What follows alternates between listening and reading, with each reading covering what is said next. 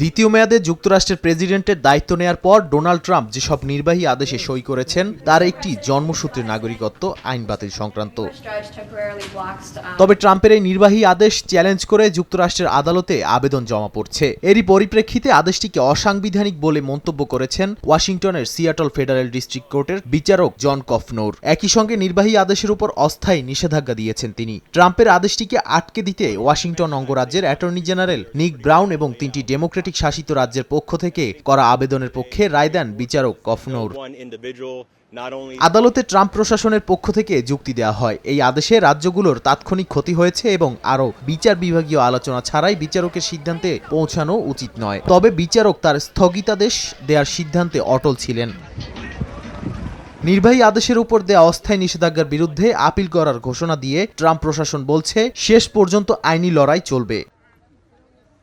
নাদিম মারজান, সময় সংবাদ।